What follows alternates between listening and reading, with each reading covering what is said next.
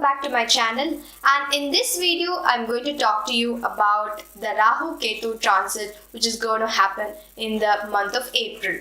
Welcome back to my channel, and this very important video is about how Rahu Ketu transit is going to impact you, which are the nakshatras which people have to be very careful, and what are the crucial changes that is going to happen in each and every person's life.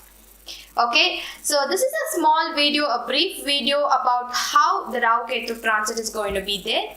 For those who are not aware, Rahu Ketu is a planet which transits every 18 months once. And this April, Rahu Ketu is going to transit over the Rasis of Mesha and Thula. So this is a very crucial Rashi. So Mesha is the first of all the Rashis and the seventh is the Thula. So we are going to talk about how this Rahu Ketu transit is going to affect the various nakshatras and various people.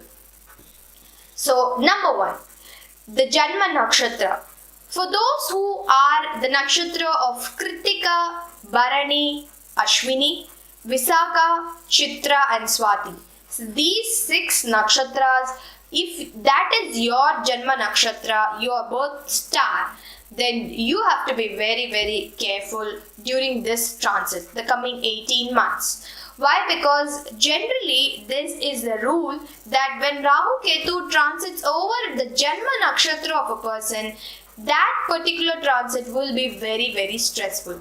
There is going to be a lot of unexpected twists and turns. There is going to be a lot of negative turn in the events. Whatever you plan will not happen. There is going to be a lot of stress, and especially lot of changes are going to happen in your life.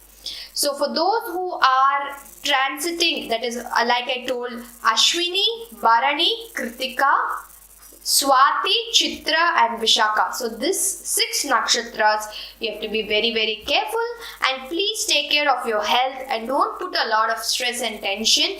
Accept that you are going to have lots of stress in terms of finance, in terms of career, in terms of health. So relax and do the remedies necessary so that you are able to cope up a little faster in terms of this particular transit.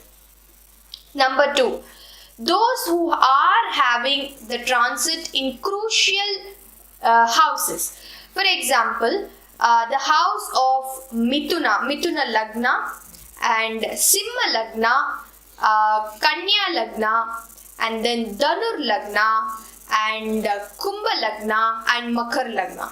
So all these Lagnas are going to have a really, really difficult time in certain aspects. So let us now see how the Rahu Ketu transit is going to happen for these Lagnas which I told.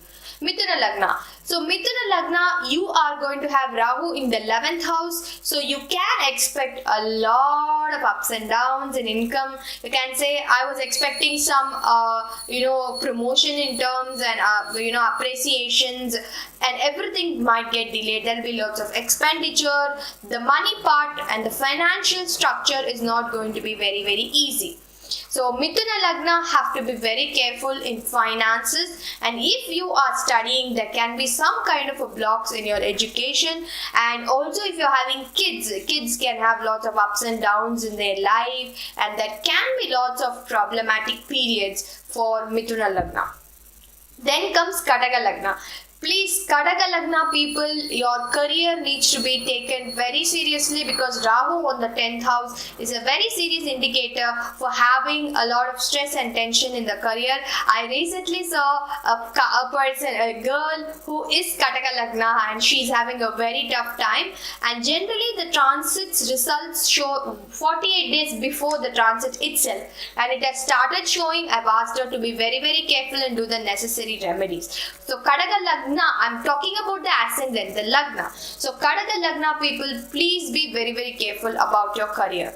Then comes the Simba Lagna. Simba Lagna will have issues with the father or the boss. So generally when Rahu Ketu transits the 9th house, I have noticed it many times, they'll have issues with the boss or the father, with the person who's higher to them. So that will be a very stressful point for them. So they have to consider and do remedies so that they have an amicable, lovable relationship with their father, and also a professionally sound and strong and healthy relationship with the boss.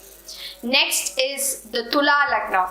So there are two Lagnas whose married life is going to actually get a little stressful. Mesha Lagna and Thula Lagna. As you know, Rahu Ketu will be in the 7th house, and if you're having any kinds of small quarrels and misunderstandings, please do the remedy so that you have a peaceful relationship with your husband or your wife or your partner, lover, whoever it might be. This 18 months are going to be very stressful. Anticipation is always better, so do anticipate and do the necessary remedies. Dhanur Lagna, like I said, they are going to be having financial issues. Dhanur and Mithun Alagna are going to be having financial issues. So please be very, very careful. Kataka Lagna and Makara Lagna. Makara Lagna, you are also going to have a lot of career related issues. So you have to be very, very, very careful. So this is just a generalized view. Of course, if any planet of yours in your horoscope is placed in Mesha or Thula, that also will adversely affect the Rahu Ketu transit. This is just a generalized prediction. If you want specific predictions, you have to come and show your chart so that I will analyze in detail how this Rahu Ketu transit is going to affect your career, your marriage, your work, your finances, and the various other aspects of your life. So Rahu Ketu transit happening, and what are the remedies that you can do? So I am going to talk to you about a brief, very simple 3 remedies that you can follow if you are going to have a difficult time in this Rahu Ketu transit. Number 1, light lamps for Rahu Ketu and light lamps for the Lord which has an affliction in your chart for the 48 days before the transit or 48 days after the transit. So generally, if you are going to do the Rahu Ketu lighting the lamp, if you're having a difficulty, then it is going to be very, very easy. Now, how do you light the lamp? Please take a big earthen lamp. It should be quite big. It should hold around 100 ml of oil. Put black tur dal. There is black dal. In Tamil they call it karupulundu, and horse gram inside, and light the lamp for Rahu Ketu. If you can do it in the house, it's well and good, or if you can go to the temple and do it, it is well and good. The second remedy is doing Sarpa Abhisheka. So I generally opt for the Sarpa Abhisheka because the energy generated in the Abhisheka is much higher. So we generally do the Sankalpa and the Abhisheka and the Puja Ashirvada for Sarpa, so that this negative Rahu Ketu transit should not affect you. I can even explain in detail about how the Sarpa Abhisheka is done in another video, but generally you can do the Sarpa Abhisheka for the next 48 to 90 days so that this negative transit is not going to affect you. And the third is doing Janma Nakshatra Puja.